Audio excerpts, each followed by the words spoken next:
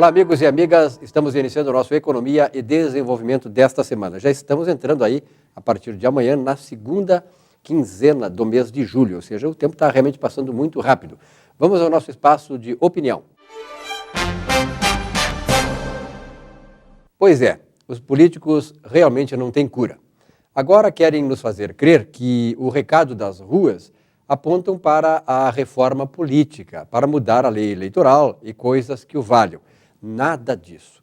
Em nenhuma manifestação, mesmo as desta semana, das centrais sindicais, hoje compradas pelo governo, deu para ficar claro que nós, brasileiros, queremos menos corrupção, menos hipocrisia, menos cinismo, menos privilégios e mais saúde, mais educação, mais segurança e o direito de ir e vir. A revolta nas ruas exige, sim, moralidade no trato da coisa pública, ética no destino que se dá ao dinheiro público, a punição exemplar dos mensaleiros e de todos os que burlarem nossa boa-fé.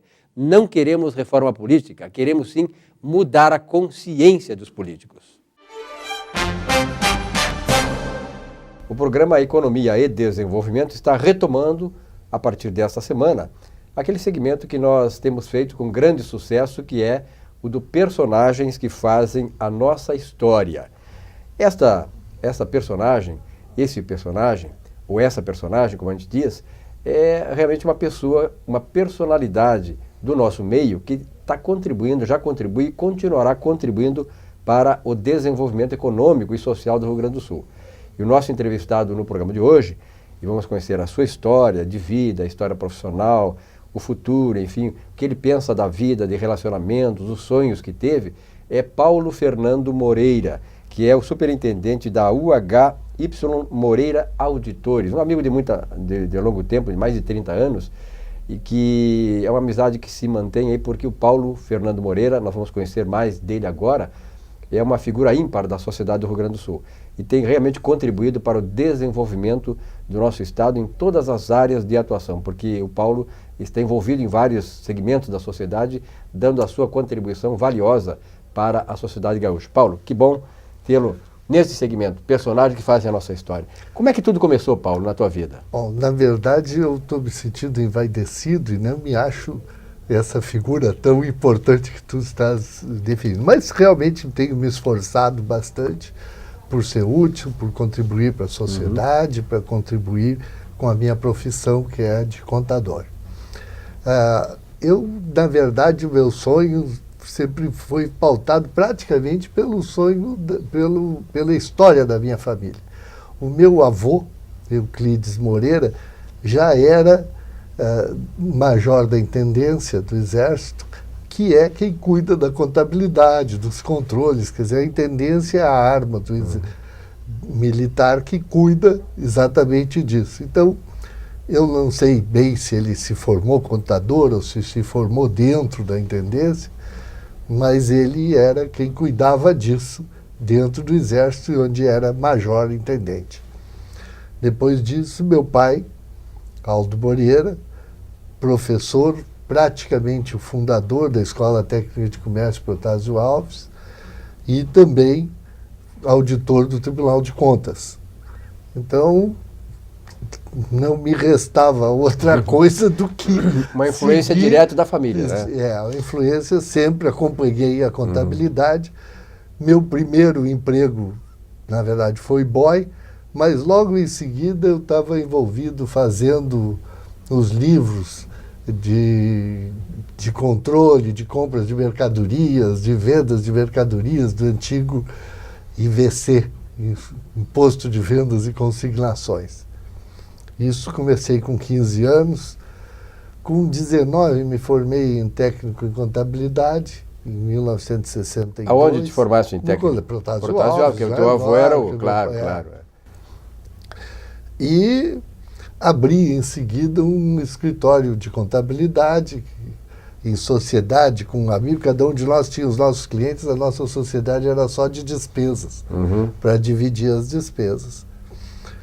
E quando em 65 se criou praticamente a Lei de Mercado de Capitais, com a criação das empresas de auditoria, coincidiu que o meu pai estava se aposentando no Tribunal de Contas, e eu ainda não formado como contador, transformei o meu modesto escritório de contabilidade numa empresa que se chamava Moreira Auditores Brasileiros Associados.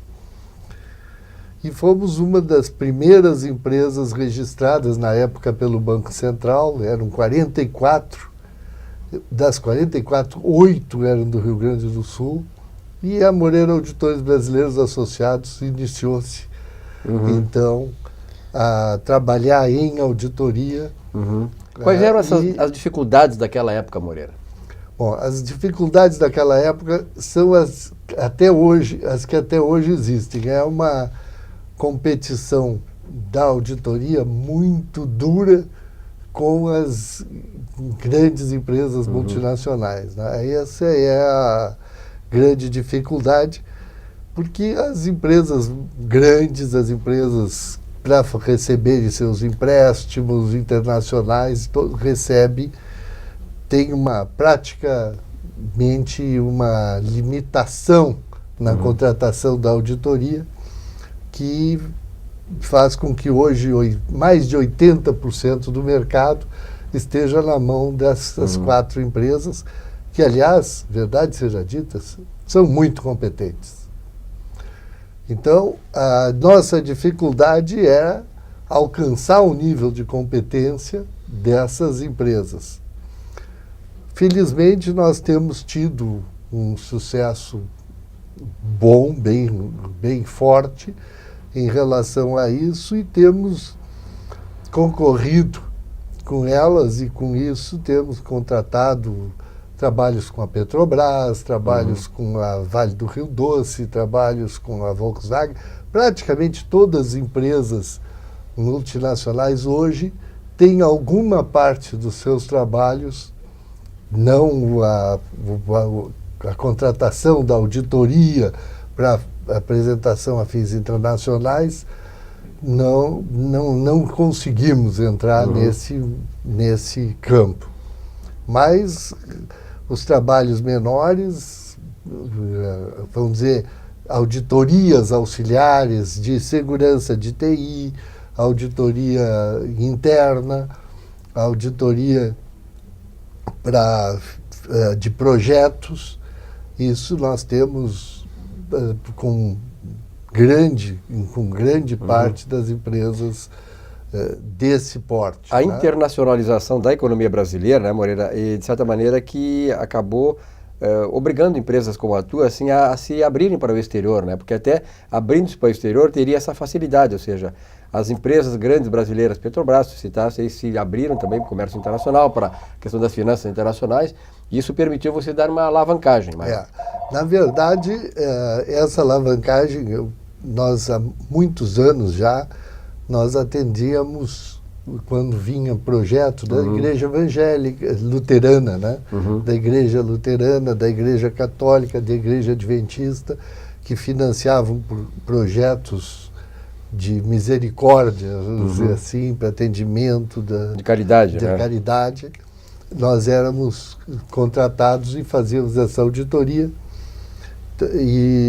Só que hoje esse é um mercado, o Brasil se desenvolveu e esse deixou de ser um mercado mais importante. Todos esses projetos estão praticamente sendo direcionados para a África, que precisa muito mais do que nós, na verdade.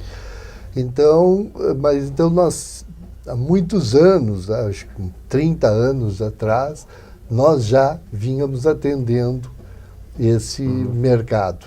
Moreira, e o que tu diria assim, para o jovem hoje que está querendo entrar na faculdade e que de repente vislumbra, bom, eu vou tirar a faculdade de auditoria, de contabilidade, enfim, quer dizer, esse é um mercado ainda em expansão? Sem dúvida nenhuma. O que eu diria para o jovem que está entrando nesse mercado hoje é que ele se direcionasse para nichos. É praticamente impossível para uma empresa pequena atender o grande mercado. Então, ele tem que se direcionar a nichos. Isso tem sido a história de sempre.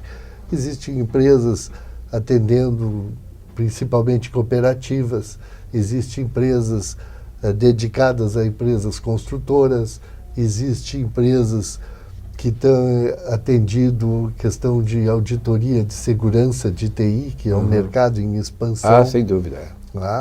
E então todos esses são nichos que nós temos que ficar conhecidos, nós temos que saber discutir e conversar a palavra do empresário com conhecimento do nicho que ele vai explorar. Quer dizer, se realmente imaginar que vai entrar no mercado e vai poder entrar no grande mercado, hoje ainda está difícil para o jovem que entra no mercado. Né? Para nós ficarmos na questão da empresa, Moreira, da questão econômica e tal, eu gostaria de, para finalizar esse primeiro bloco, que tu desse assim, uma avaliação tua como um personagem importante da sociedade gaúcha, por tudo que tu desenvolveste, por tudo que representa em termos de, aqui não só de trabalho, mas de emprego, de renda para a sociedade e tal. Como é que tu está vendo esses movimentos no Brasil? Tu falaste agora há pouco aí uma coisa interessante, né, que eu observo do ponto de vista sociológico e antropológico no Brasil, que é o fato de que o Brasil hoje começa a despertar e está deixando um pouco assim as pessoas, né, de depender da caridade do governo, embora tenhamos o Bolsa Família e tal, mas as pessoas começam a despertar para que elas possam fazer a sua própria história, né? Fazer como Moreira vem depois contar a sua própria história de vida. Como é que tu está vendo o momento do Brasil? Esse movimento todo de ruas, ele realmente poderá significar um despertar de consciência do brasileiro em cobrar do governo aquilo que o governo é obrigado a oferecer e que não está oferecendo para a sociedade? Essa é uma questão bem complicada, né? Talvez um pouco acima da minha capacidade de análise da grande economia. Eu acho que o Brasil está com muitos entraves. Para mim, a principal coisa que eu não estou vendo esses movimentos mexerem, e é o que está complicando o Brasil. É uma burocracia sufocante. É uma dificuldade de qualquer movimento, tem 10 mil registros, é um funcionalismo preocupado, porque ele é muito pressionado, muito preocupado em não deixar, em não tomar decisão para que não possa ser cobrado pelas coisas que não funcionam. Então, a burocracia sufoca, o funcionário público não consegue resolver, e se resolver pode ser duramente castigado. Então, essa pouca confiança do governo que quer controlar tudo, dessa justiça do trabalho que quer se meter em coisas que são de cunho absolutamente pessoal, um funcionário que quer ajudar e trabalhar no fim de semana e no chefe que quer pagar uma faculdade para ajudar relação administrativa entre o funcionário e a empresa, né? Então, o governo e a justiça está sujando as relações entre consumidor e empresa, entre empregado e patrão, entre o serviço público e o usuário do serviço público. Tudo tem que ser regulado pelo governo, tudo tem que obedecer normas, e normas totalmente, às vezes, desfocadas da realidade que se vive. Não é? Quer dizer, um funcionário de um hospital que queira, vendo uma mãe desesperada, passar a criança ou a mãe na frente de uma fila, pode ser castigada por isso. Então, essa nuvem negra que o governo põe entre as relações, querendo controlar tudo, para mim é a grande dificuldade. Tá certo. Esse é Paulo Fernando Moreira, que é o nosso personagem que faz a nossa história de hoje no programa. Nós vamos a um rápido intervalo, depois vamos voltar a conversar com o Moreira, falar um pouquinho sobre família, sobre amizade, sobre sonhos, enfim, sobre as relações pessoais que o Paulo desenvolveu durante todo esse trajeto da sua vida, que vai continuar ainda por muitos anos trazendo benefícios para todos nós. Já voltamos.